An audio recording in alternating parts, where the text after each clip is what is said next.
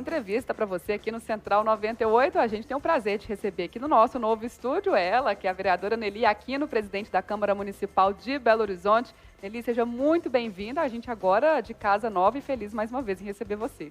Bom dia, Carol, João, Paulo. Que lugar bonito, hein? Vocês estão muito bem. Um prazer estar aqui participando com vocês. E ficou, assim, fantástico o novo espaço. Aí, obrigada pelo carinho, Nelly. Vamos começar falando um pouquinho sobre essa troca de prefeito em Belo Horizonte, né? A gente está aqui sempre trazendo as atualizações para os nossos ouvintes. Sai o prefeito Alexandre Calil, que vai concorrer ao governo do estado, e entra o vice-prefeito, né? Então, vice-prefeito, que agora é prefeito de Belo Horizonte, Fouad Noman. O que a gente pode esperar? Já dá para ter aí um termômetro de como será essa relação da Câmara com o atual prefeito, Fouad Noman? Carol, a entrada do Fouad foi a grande esperança, não só da Câmara, mas creio de toda a cidade ao longo do último ano. Eu passei os últimos meses falando que eu considerava o prefeito de fato, porque era a única pessoa da prefeitura que conversava com a Câmara Municipal. Ontem nós empossamos ele lá na Câmara e a grande expectativa, não só minha, mas de todos os vereadores, é de uma mudança de comportamento da instituição prefeitura com relação à Câmara Municipal. A única coisa que a Câmara Municipal espera é respeito e permanecer com independência em tomar suas próprias decisões e nos debates dos projetos, que é a nossa função. Eu creio que pior que estava não fica de forma alguma, até porque Fouad é uma pessoa que consegue sentar uma mesa e dialogar e ouvir. E política é isso, diálogo, diálogo, diálogo. Quem não consegue conversar não vai conseguir fazer política. Nelly, prazer falar com você novamente. Nelly, a gente hoje falando de mudanças no secretariado, entre eles o secretário de governo, o Josué Valadão. Queria que você avaliasse essa mudança, se essa mudança você considera válida, e também falasse também sobre o líder de governo na Câmara, que a gente também vai ter uma mudança. Fala um pouquinho também dessa função, o que o líder de governo faz lá na Câmara Municipal. Bem, sobre o Josué Valadão, ele já vinha cumprindo esse papel de secretário de governo, e muito bem. Conseguiu, nos momentos mais difíceis em que o ex-prefeito Alexandre Calil atacava a presidência, atacava a Câmara Municipal, ele não se distanciou, mantinha contato, relacionamento, tentando amenizar aquela situação, que é a função do secretário de governo. E creio que foi a melhor escolha que Fouad poderia fazer, já que Valadão tem uma larga experiência desde a época de Márcio Lacerda e conhece muito bem como funciona o legislativo e respeita o legislativo. Eu acho que foi acertada a escolha de Fouad em manter o Valadão como secretário de governo, porque ele já cumpria essa função, apesar de não estar no cargo. Com relação à liderança de governo, o vereador líder de governo, ele não pode, em momento nenhum, esquecer que ele é vereador. Então, ele não pode se virar contra a instituição Câmara Municipal. Ele é líder em levar para os vereadores qual é a visão do Executivo, mas com a obrigação e responsabilidade de mostrar para o Executivo a visão também da Câmara Municipal. Ele talvez é o elo entre as discussões e entre os maiores embates. Essa é a real responsabilidade do líder de governo. A função, a escolha depende somente do prefeito, lembrando que um líder ele tem que ter uma boa relação com a mesa diretora e, principalmente, com todos os demais vereadores. Porque se ele não for um vereador articulado e que consiga convencer os seus colegas das proposições, ele não vai conseguir aprovar nenhum projeto executivo. Ele, na minha terra, disse que a gente não fala de ninguém que já saiu da sala. Então, para fazer a referência ao ex-prefeito Alexandre Calil, nós temos que nos recorrer à história e pedir, inclusive, desculpas a ele, porque ele nunca se deu ao diálogo conosco, mas pedir desculpa a ele, porque ele nunca veio aqui conversar conosco. Então, eu tenho a liberdade de poder fazer um comentário com quem não está mais na sala. O comportamento de Alexandre Calil, que agora é candidato ao governo do Estado, é um comportamento do cidadão Alexandre Calil ou foi um arroubo de poder vestido na figura do prefeito? Para mim, Paulo, ele sempre foi um grande personagem desde a época do Galo. Atleticana que sou, gostava até de ver alguns embates dele com Zezé Perrella, me divertia com aquilo. Mas uma coisa é o futebol é diversão, é alegria, a gente está buscando isso mesmo, né? E outra coisa é cuidar da cidade. ocupar o cargo máximo de município, como é a capital Belo Horizonte. E a função do prefeito, ele é a pessoa que mais tem que ouvir na cidade. Paciência para ouvir, para dialogar. E o prefeito nunca se colocou nesse papel, desde o início do mandato. Porém, a partir dessa nova eleição, da reeleição dele, ele voltou com uma postura muito diferente da anterior. Se antes ele ouvia pouco, agora ele não ouvia nada. E sempre muito impositivo. E, assim, tem uma visão de instituição muito errada, que eu não vou falar que é só do ex-prefeito Alexandre Calil, não. Isso é histórico, de que vereador é subserviente a prefeito. Como se Câmara Municipal tivesse ali vários funcionários para a prefeitura, e não. O vereador é liderança eleita, escolhida pelo povo, com representatividade. Ele muito comparou o voto dele no Executivo com o voto do Legislativo. Não se compara. Um vereador, ele disputa a eleição com 1.500 candidatos. Ele está ali, olha, dentro da demanda, acompanhando a demanda de perto, próximo ao cidadão. É muito diferente. Mas a postura dele, que já não era boa no mandato anterior, nesse último ano que a prefeitura ficou sem prefeito, nós não ganhamos um prefeito, ganhamos um candidato a governador nessa última eleição. Infelizmente, a cidade está abandonada. E isso quem está falando não sou eu, Nelly. Ontem, o prefeito Fuad, no discurso dele, deixou bem claro sobre todas as mazelas que nós temos, a quantidade de moradores em situação de rua. A cidade está feia, horrorosa, mal cuidada. Nossos parques, praças acabaram. Nossas ruas, todas esburacadas. E não adianta só fazer tapa-buraco, porque simplesmente o asfalto acabou. Aí você pega aí a propaganda da prefeitura, que é a cidade que eu gostaria de morar, a cidade dos meus sonhos, que fala, dobramos as vagas de um mês, mas procura as mães para poder conversar. Dobrou as vagas de um mês, reduzindo o horário. A mãe que ganhou ao MEI para poder ir trabalhar, deixar o filho com segurança e ir trabalhar, e o filho ficar horário integral, hoje ficam 4 horas. Dobrou, mas reduziu o horário. Então, assim, nós temos aí um transporte público que quer discutir redução de 20 centavos. O povo não quer discussão de redução de 20 centavos, não, Paulo.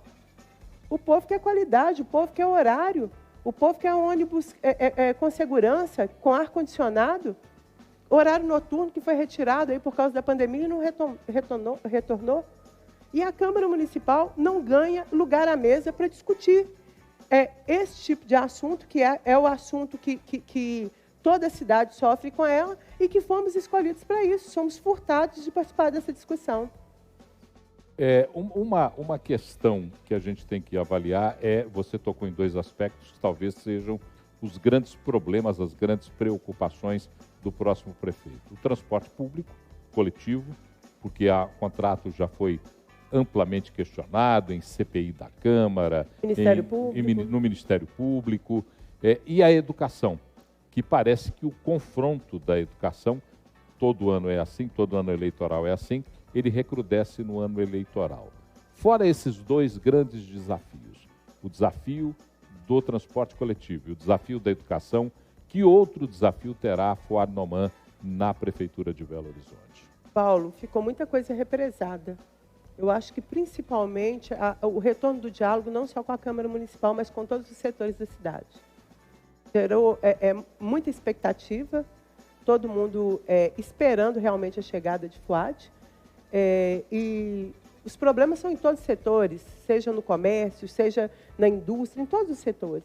E estão aguardando realmente poder assentar à mesa com o prefeito para todos esses problemas represados. Hoje, se você vai ao centro, no Barro Preto, são centenas de lojas fechadas, de pequenos e médios empresários que faliram com a pandemia.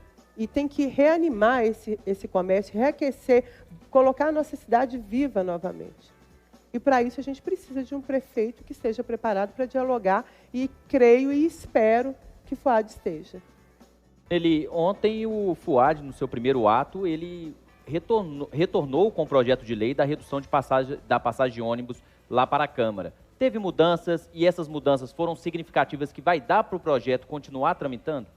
Bem, teve mudanças na parte técnica, que era aquilo que o setor técnico... Até uma coisa que eu tenho que explicar, para deixar bem claro, porque muitas pessoas, alguns jornais falaram que os vereadores não aceitaram discutir, não chegou para os vereadores, é a parte técnica. E isso, todos os projetos, sejam da Prefeitura ou da Câmara, projetos, requerimentos, passam por esse crivo técnico da Câmara Municipal.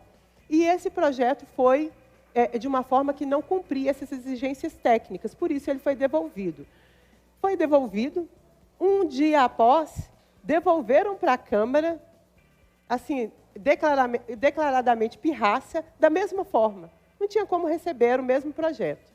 Nós devolvemos novamente para a Prefeitura, agora houve alterações e as questões técnicas foram sanadas. Porém, nós não entramos no mérito. O mérito é o mesmo.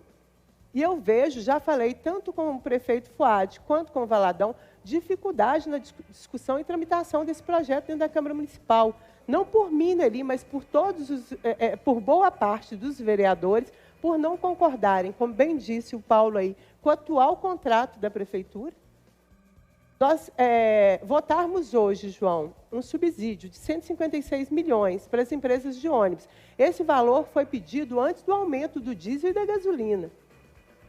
Sem garantia de melhoria nenhuma no transporte, sem contrapartida nenhuma, para ficar do jeito que está, a Câmara pegar 156 milhões dos cofres públicos e entregar para os empresários, lembrando que não sabemos até quando esse valor vai sustentar.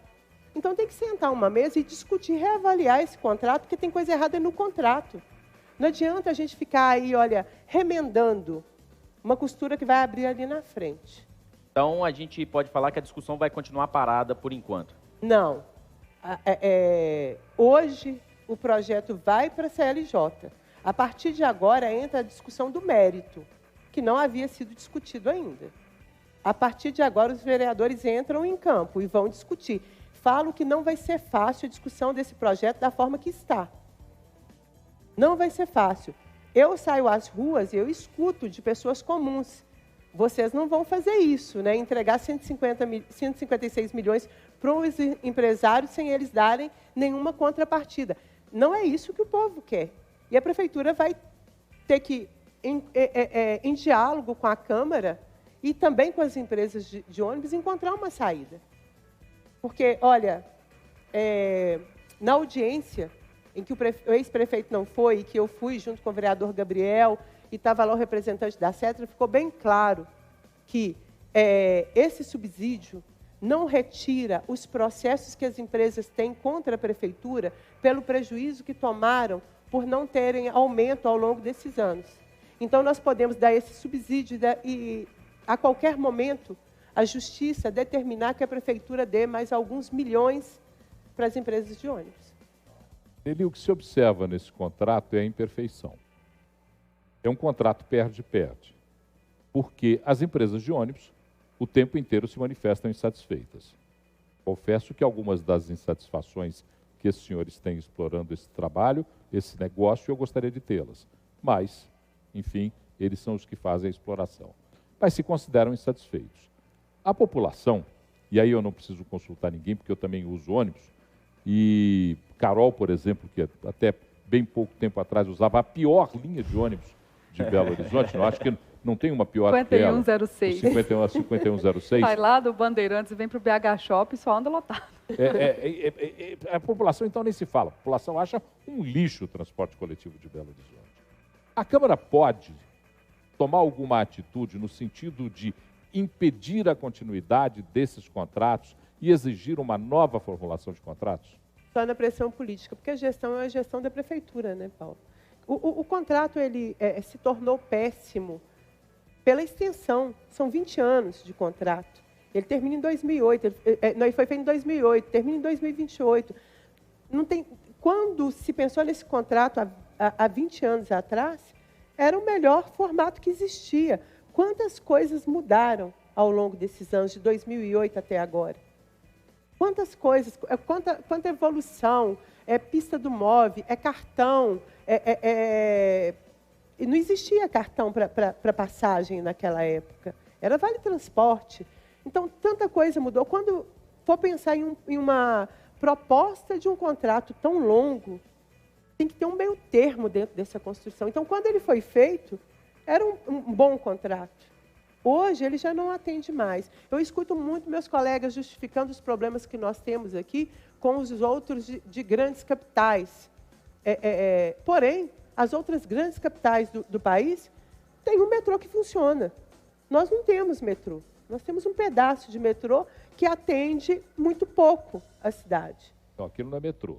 Aquilo é um trem de superfície que brinca de metrô por 800 ou 900 metros ali quando mergulha na terra e sai depois. Nós não temos metrô. Mas como nós chamamos tudo de trem, a gente tem que chamar de metrô para poder diferenciar. Boa. Para fazer uma diferença, já que para nós tudo é trem, né, Paulo? Mas, assim, infelizmente, dependemos completamente do transporte público. Falei até bem enfurecida esses dias que quem nunca usou transporte público ou usou só uma vez para fazer campanha não tem nem o direito de falar a respeito. Eu usei transporte público mais de 30 anos da minha vida. E, assim, já passei por todas as situações que você possa imaginar dentro do transporte público e falo com segurança que quem mais sofre com a atual situação do transporte é a mulher. A mulher ela sofre com assédio, constrangimento, com os ônibus lotados. A grande maioria, boa parte dos homens, assim que eles conseguem uma certa estrutura, eles compram uma moto para facilitar o seu ir e vir. A mulher, geralmente, ela não tem tanta segurança para andar nas duas rodas, tanto quanto temos umas mulheres aí muito guerreiras e fortes que se aventuram, mas não são todas que têm toda essa segurança. E quando você pega o transporte público nos horários mais lotados, 60%, 70% do público ele é feminino.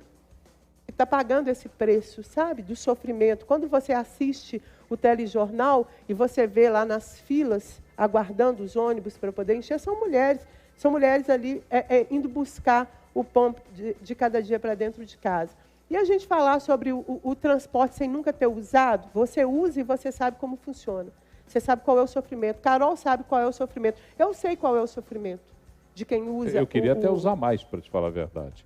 Eu gostaria de estar morando numa cidade desenvolvida, onde o transporte público me desse a liberdade de não dirigir num trânsito tão ruim quanto de Belo Mas que não Horizonte. fosse um trauma ter que andar de ônibus, né?